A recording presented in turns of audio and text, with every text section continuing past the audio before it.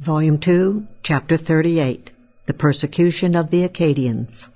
Thus the British, during 1755, went down on many fronts to ignominy and crushing defeat.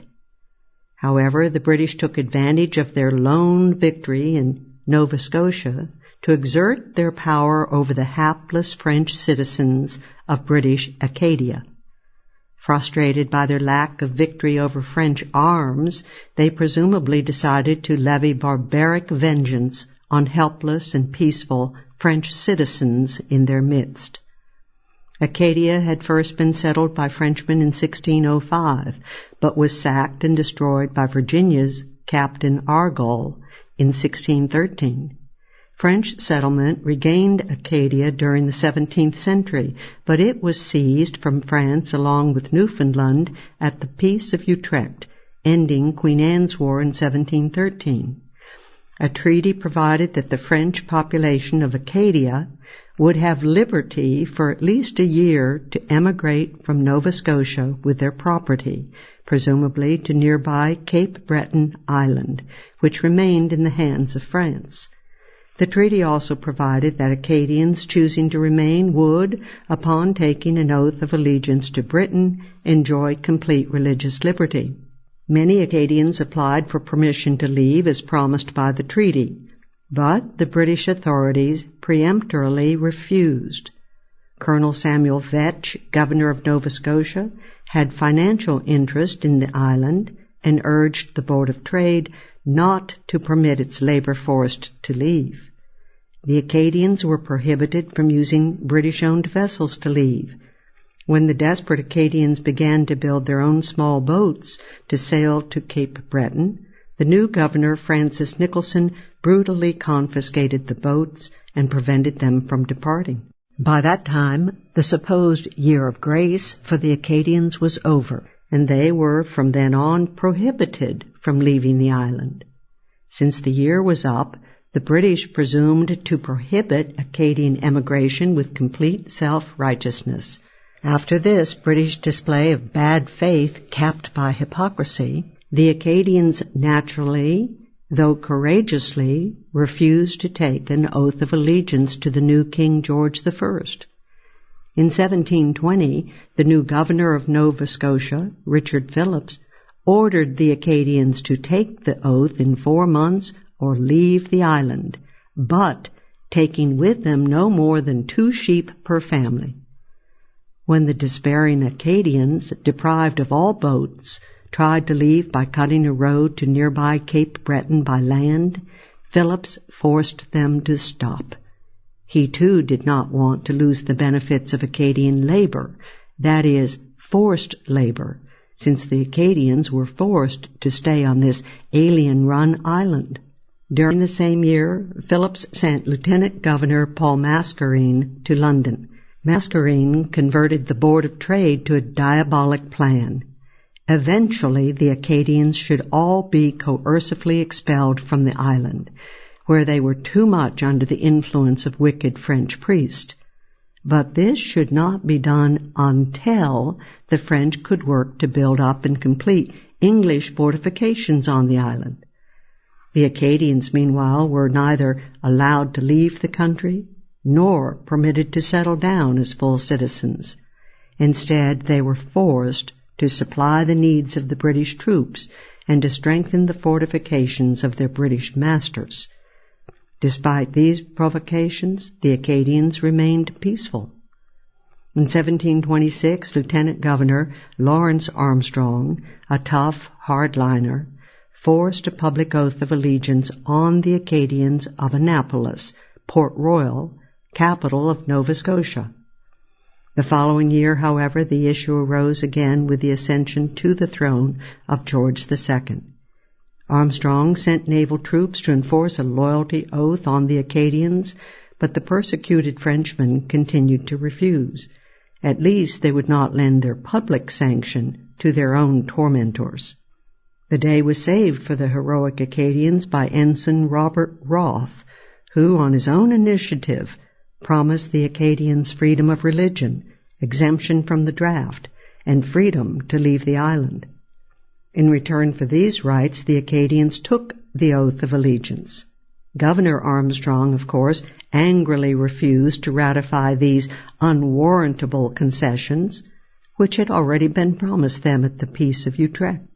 Having gained the public oath, however, Armstrong vaguely and grudgingly promised the Acadians the liberties of English subjects.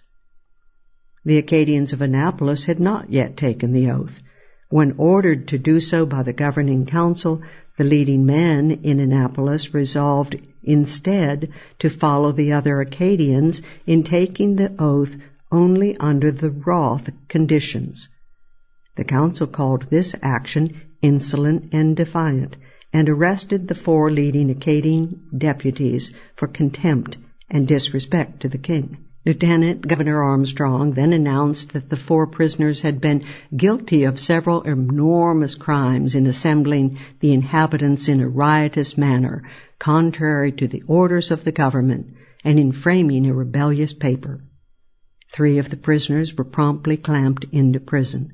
In consideration for his advanced age, Armstrong graciously allowed the 4th, Abraham Bourg, to leave Acadia, of course without any of his property. The rest of the people of Annapolis were punished by being prohibited from fishing on any British coast. To cap his crimes, Armstrong pillaged the church of Abbé Bresley and forced the priest to flee. For a blissful interlude, Governor Phillips returned to the peninsula, permitting Bresley to return home, and promised the Acadians religious freedom. In response, the grateful Acadians of Annapolis and the rest of Nova Scotia took the oath of allegiance. Soon, however, Armstrong was in charge again. He promptly violated the British promises. He began by expelling 2 French missionaries, and then insisted on requiring his approval of all priests in the province, and on barring all priests immigrating from Quebec in French Canada. During King George's War, the Acadians, despite 3 decades of betrayal and oppression, remained strictly neutral in the war between England and their homeland. When the English captured the French fortress in Louisbourg in 1746, they promptly deported all the French citizens to France. The worried Acadians were reassured by Governor William Shirley, but Shirley omitted any pledge of religious freedom and indicted several Canadians for high treason against Great Britain. After the war ended in 1748, Great Britain embarked on a new phase of its program for Nova Scotia. It decided to settle Englishmen on the peninsula, as yet inhabited only by French settlers and British soldiers. In that way, military benefits would accrue for the expected future war with France, and a population and labor force would be available to replace the Acadians, who by that time might be expelled. Several thousand English colonists were settled in this way. The new governor, Edward Cornwallis, on instructions from the Crown, embarked on a new policy of repression of the Acadians. He was instructed to force another oath of allegiance and to permit Acadians to leave, but never with any of their property. They could not, for example, sell their lands and leave with any of the proceeds. Cornwallis also prohibited the Acadians from trading with the French or from accepting religious jurisdiction from Quebec. Further, he embarked on determined efforts to force Protestantism upon the devoutly Roman Catholic populace. Acadian exemption from the draft was removed. No priest was permitted in the province without a license from the governor, and another loyalty oath was insisted upon on pain of confiscation of Acadian land. 1,000 Acadians reacted by protesting their faithful service as subjects of the Crown, and proposed instead to renew their oath on the old conditions granted them by Governor Phillips. Cornwallis, in turn, bitterly denounced Phillips for not doing his duty. Unable to win renewal of the Phillips conditions, the Acadians in the spring of 1750 decided to leave Nova Scotia. The Board of Trade, however, decided that the time was not yet ripe. as the French might entice them to Cape Breton and use them in the next war. Cornwallis, therefore, patrolled Nova Scotia to keep the Acadians as prisoners on the peninsula. Many of the desperate Acadians, however, managed to slip through the patrols, aided by the French and the missionaries. 800 Acadians managed to reach French Prince Edward Island during 1750. Cornwallis hastily built more forts to prevent more Acadians from leaving. A peaceful and happy lull ensued, however, during 1752-53. Under the governorship of Peregrine Hopson, the Acadians enjoyed religious liberty and were permitted to take the oath under the old conditions. The peace was not to last long. The active imperialist and hardliner Charles Lawrence soon became acting governor. Lawrence regarded the Acadians as part and parcel of the French enemy and treated them accordingly. In August 1754, Lawrence denounced the obstinacy, treachery, and ingratitude of the incendiary French priest. The evil Acadians, he thundered, persisted in trading with the French and with the Indians. What is more, here was an ominous warning indeed. They possessed the best and largest tracts of land in this province, not surprisingly, since the French had settled these lands. Underneath the mock surprise were the words of a man getting ready to loot the hard-earned property of others. Lawrence warned the Acadians of expulsion should they not take an unconditional oath. Lawrence then proceeded to prohibit all export of corn from the province. The order served to prohibit the sale of corn to the French and Indians, and thus to force a sale at a far lower price to the British town of Halifax in Nova Scotia. The next step in the English exploitation of the labor of the French Acadians was the order by Lawrence to bring in wood to the British fort. The Acadians protested that their oath of allegiance did not require them to supply wood to the fort. The British reply to this eminently reasonable claim was to denounce the evil influence of Abbé Dowden over the minds of the Acadians and to hold the Abbé and 5 of the Acadians in Halifax. The Abbé protested that the people are free and should be contracted with for firewood and not be treated as slaves. The Council of Nova Scotia's reply was to reprimand the protesters and to order the Acadians to bring in wood under pain of death. Abbé Dowden, in the meanwhile, was expelled from the province, and the hapless Acadians agreed to comply with the forced labor decree. Of all the British campaigns during 1755, the only successful attack was, we have seen, the capture of Fort Beauséjour and the consequent reduction of the New Brunswick area.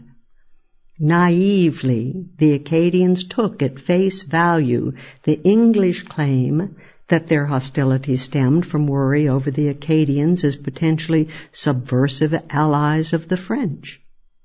With the French threat greatly reduced, the poor Acadians actually believed that the English would ease their oppression. Accordingly, they requested Lawrence that they once again be allowed use of their canoes for fishing, and that they again be allowed to bear arms for hunting and general self-defense. Lawrence denounced the petition as impertinent and insolent, and ordered once again an unconditional loyalty oath for all Acadians. In fact, he ordered the deputies who had presented the petition to take the full oath on the spot. They, of course, insisted on the old conditions. Not only did Lawrence and his council insist on the immediate oath, but they also informed the deputies that once anyone refused to take the oath, he would not be allowed another chance and would be summarily expelled from Nova Scotia. When the frightened deputies then offered to take the oath, they were informed that this act would now be coerced and therefore not sincere. Hence, they could not have even this chance. Incredibly, the deputies were then promptly arrested and branded popish recusants and subjects of France. It was now clear that for the British on Nova Scotia, the reduction of the French power in the area, combined with the continued state of war, provided an excellent opportunity for the final solution of the Acadian problem, without further worry about the Acadians becoming a war threat by joining the French. Lieutenant Governor Lawrence and his council now moved to the climactic stroke, an order for the expulsion of every Acadian from Nova Scotia soil.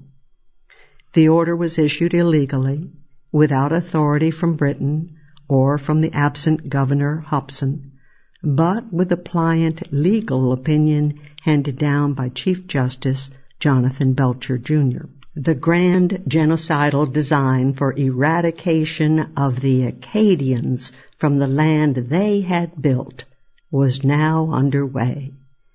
By a ruse, the Acadian men were assembled together and were then suddenly denounced as rebels by the authorities and taken prisoner without warning.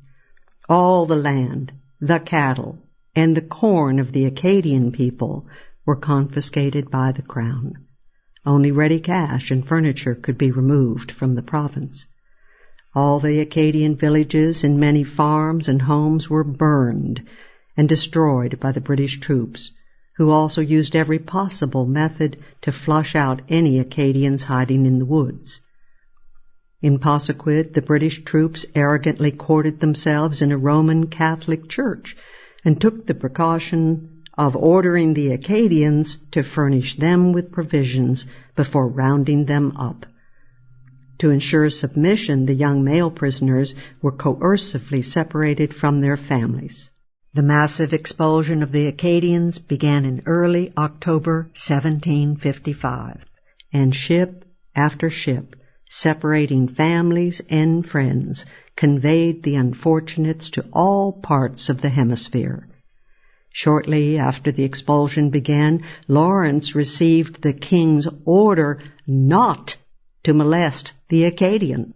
Reasoning as the typical bureaucrat, Lawrence rationalized his disobeying the king's order.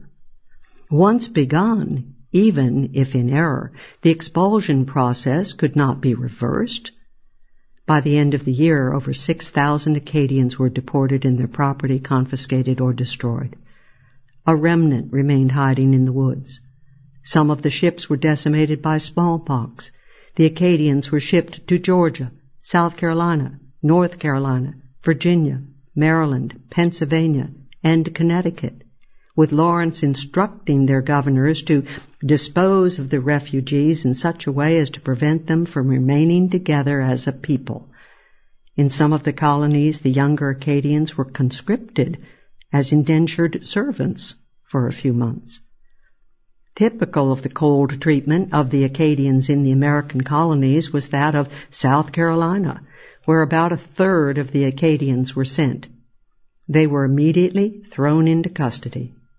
Soon after, they were compulsorily dispersed, quotas being sent to all of the parishes of the colony.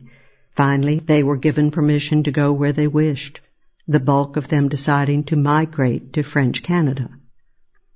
Pennsylvania's treatment of the hapless refugees was particularly ill-natured and was capped by bitter attacks by Pennsylvania's Governor Robert Hunter Morris and New Jersey's Governor Jonathan Belcher, father of Nova Scotia's pliable Chief Justice. Morris and Belcher raised the alarm about an imminent, giant, subversive Roman Catholic conspiracy in the colony's midst, an unholy potential alliance of Acadians, Irish, and German Catholics.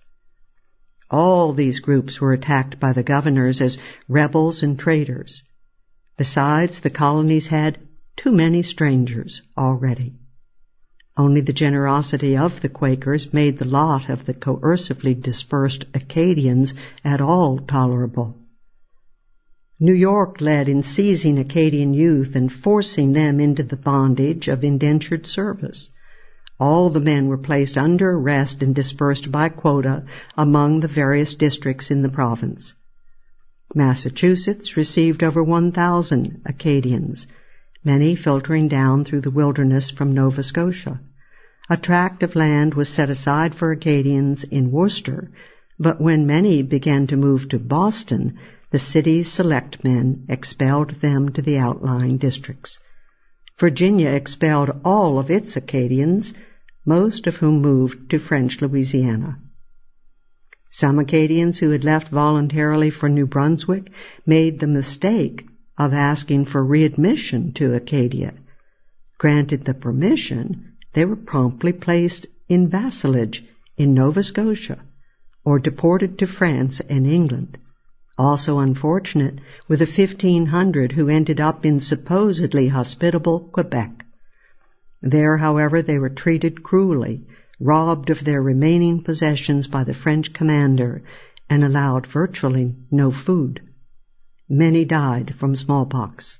After the British conquered Quebec later in the war, many Acadians were seized and shipped as defeated prisoners of war to Halifax, where they were forced to work on the roads.